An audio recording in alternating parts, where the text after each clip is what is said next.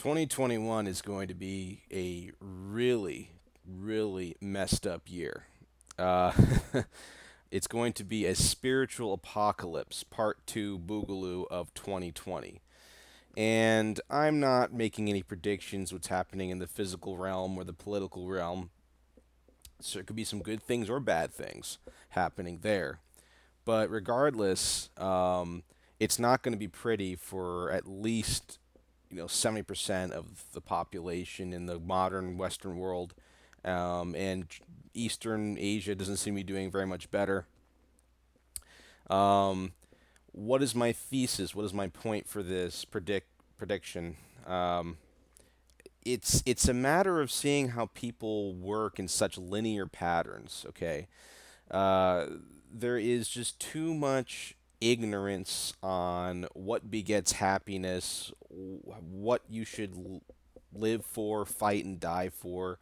Um, what's the point of everything? That when particular systems begin to break down and people don't have it their way, they are actually having extreme mental stress. People are committing suicide. People are not able to handle the loneliness, the solitude. It's getting horrible. And that's because we've been raised in a very materialistic society. We are raised to be a cog in the machine. We are raised with fake motivation and fake spirituality that only gives us temporary rushes. That's what New Year's resolutions is all about. It's just a temporary gung ho rush for something that you should have been doing for the whole year. I'm including myself in that. I am going to try to do my resolutions, but I'm just being real. I'm trying to be very small and realistic about it. Okay? Because I know my own weakness. But part of the neurosis is also making your self image a cookie cutter, very high standard, unrealistic thing that and putting your whole identity into it. Um, I think I just see people running themselves ragged for no good reason. They don't know how to relax. They don't really have anything other than being successful, and they just keep chasing their own tails over and over again. Now, if you want to be more successful, I would recommend Earl Nightingale's audiobook. It's free on YouTube. Earl Nightingale did some motivational speeches. He was a radio host, and you should check out A Stranger's Secret.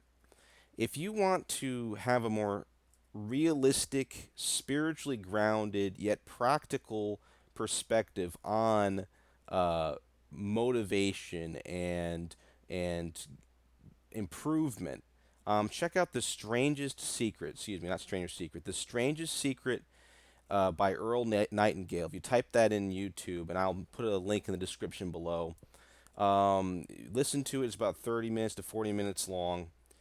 That's what I'm talking about. I'm not going to go through all of what he's saying, but essentially he's asking us to intrinsically look into our own person, into our talents, and into our own desires, and to realistically work towards that in faith and consistency, because his his paradigm is that we are all born to have particular talents and abilities, and we're unique. Not completely unique, but we are unique. There's a point to us existing, and because of that, we should base our put our energy into that and not go after the mold of what everyone else is doing. Now, this was done in 1950. He made this little speech on his program, and people were much more responsible then. So clearly, he is not just saying, "Oh, get yourself a job, get useful, become a productive member of society, and that's it." Because that, I'm sure from what I'm heard from his audiobook, which was really inspiring, he clearly saw through that problem. There's a fake solution. There's a fake self-improvement, self-awareness thing. The second thing um, I would suggest in this spiritual apocalypse that's going to happen, we're going to see more suicides, more mental health problems. The second thing is to abandon the self love lie, the Luciferian self love lie, which is its own. It's basically rebranding narcissism and selling it as a package to help you feel better about yourself. And I go through that in a podcast I will link. You can tell me what you think about it. But this idea that you can love yourself through everything and that all you need to do is love yourself. And there's new age philosophies. There is there's also just standard secular self-help philosophies. There's all kinds of individuation and things like that. It can be super spiritual, it could be secular, it could just be some very superficial pop psychology quote you see on Google. All of this you must discard, okay? Because when you do that, you are killing very important objective standards for happiness that have to do with the natural law, that have to do with the objective reality of a God beyond our existence who is trying to raise us into something greater than ourselves.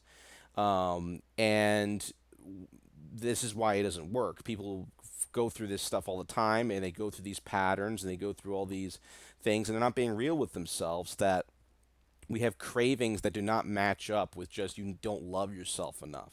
Okay. Now, there is a lot to be said that often we have these problems in the psyche, in the subconscious, in the libido, in the shadow, where we can see a path towards our growth and things that might be attached to our loneliness and our problems. But these, even that, even getting that fixed up, is still only 20 to 30% of it, because the meaning of our lives is to strive for the ultimate, the most high, the perfect. In the perfect, not only in virtue, but in love and in finding love, who is the triune God. Love is what makes us most happy. Giving of ourselves, being having a heroic spirit that may not rest on what we see as success. It is in giving that we receive. I believe in the beliefs of the Christians, the great saints that have come before us, and the teachings of Jesus, many of whom to most were horribly persecuted and seen as losers, and yet they were happier. So now that doesn't mean I'm advocating absolute indifference and not taking care of yourself, but when push comes to shove, this world does not really care. Once the right political system is in place, once communism or something like that is in place, your things can be taken away like that.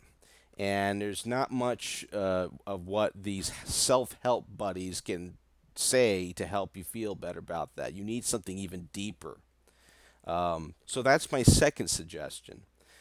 And my third suggestion is to discard with the biochemical boost, the biochemical boost to motivate yourself, the biochemical boost to try to find some kind of extraordinary experience, aiming for on some wild goose chase for some ultimate, white picket fence ending, some linear path, or turning to just abject spiritual or physical highs, whether it be drugs, sex, alcohol, sugar, um, different kinds of recreational drugs. All of this is temporary and will never really get you very far. And I'm going to end with this because I see a lot of people are either despairing or they're going towards the shamanistic spirituality and the New Age spirituality to try to fill that void.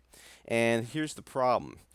The problem can be found in this short film I found on YouTube called The Sky, where um, these two ladies, young ladies, are there's something happening and the world's ending. It's supposed to be a horror film, but it's more of a tragedy. And they decide to drink some wine and try out some shrooms to try to make the end of the world feel better, or enhance the end or whatever. Try to get their minds off of it.